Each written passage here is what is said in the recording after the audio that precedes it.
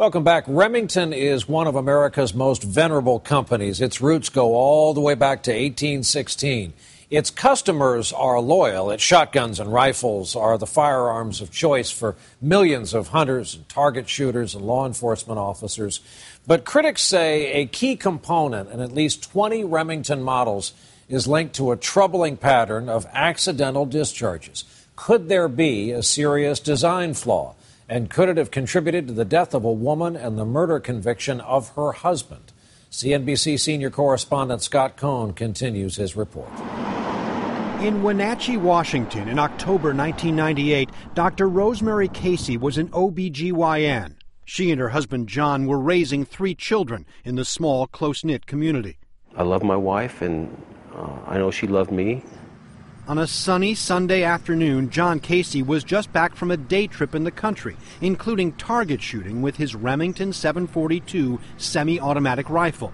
Casey was in the garage cleaning his gun when his wife came in. Rosie said, "When are you planning on putting the rifle away?" And I said, "Hey, I'll do it now." I said, "Give me a hand if you want.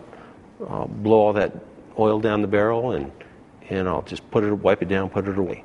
He says while they were cleaning the gun with an air compressor, a gun he thought was empty, it slipped from his grip and went off, shooting Rosemary in the chest. She died the next morning. Authorities charged Casey with second-degree murder, but he claims it was a tragic accident. While he doesn't know for certain if the safety was on, he says he did not touch the trigger. I knew I didn't pull it, but I knew when I jolted that gun, it went off. And it just didn't make sense. I knew I didn't pull the trigger. And yet, at trial, you testified, "I believe at the time I touched the trigger off after I started to turn the rifle over with the rag on it." Were you telling the truth then, or are you telling the truth now? I'm telling the truth now for sure.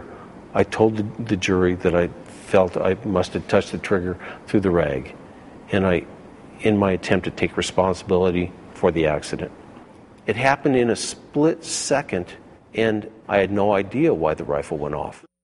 But jurors also heard testimony the Caseys were having marital problems and that John was the beneficiary on Rosemary's $2.5 million life insurance policy. The jury didn't believe Casey's story that the shooting was an accident.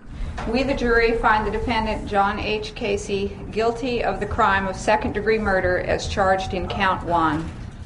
John Casey is now serving a 20-year sentence, but he says the jury didn't hear the one piece of evidence that might have set him free. Numerous complaints and dozens of lawsuits alleging Remington rifles like his, with a mechanism known as the common fire control, can go off without touching the trigger. Casey says he had no idea that was possible until 2 years after his conviction, when he learned about Rich Barber. You're researching and you're looking. Barber's 9-year-old son Gus was killed when a different type of Remington rifle fired accidentally.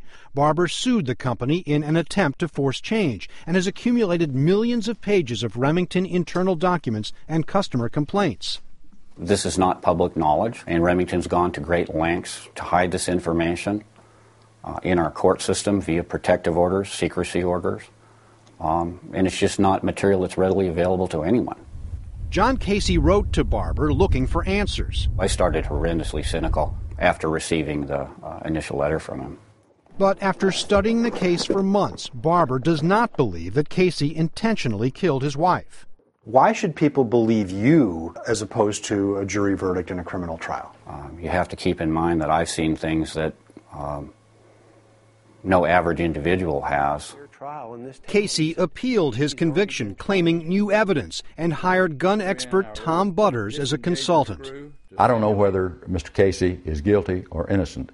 I do know that the jury was deprived of the critical information that it needed to make an informed decision with regard to his guilt or his innocence. Butters says state firearms experts never took the gun apart to look for a malfunction.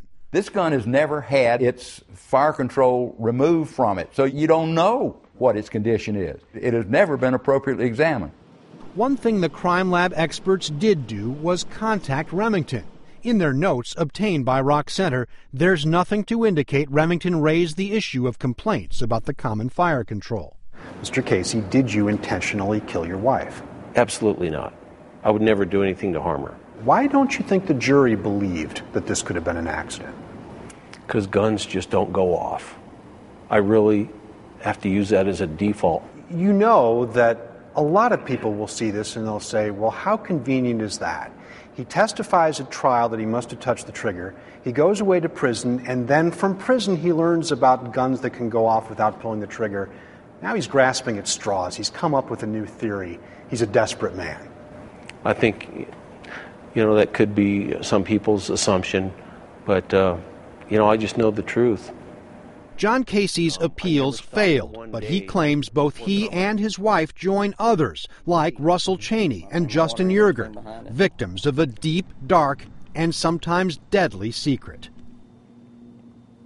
And Scott Cohn's here with us in the studio. Scott, before this piece aired, they put out a statement. They set up a website preemptively. I got a call from the CEO who's no longer in the job, and they have said, I think as of today, knowing it was coming, NBC News is motivated by an anti-gun agenda. We live in a free society. All of this is their right to do, but obviously a company very concerned about your reporting. Right, and the website also has an expert that we had tried specifically to talk to, and they repeat this suggestion that these guns are safe. The bias issue, look, bias is in the eye of the beholder. We'll let the viewers decide about that. If we were doing a story about allegedly defective baby carriages, would we be anti-baby carriage? And to the point, nobody that you heard from in this story is anti-gun, wants the government to have more power to recall guns or anything like that, or any power.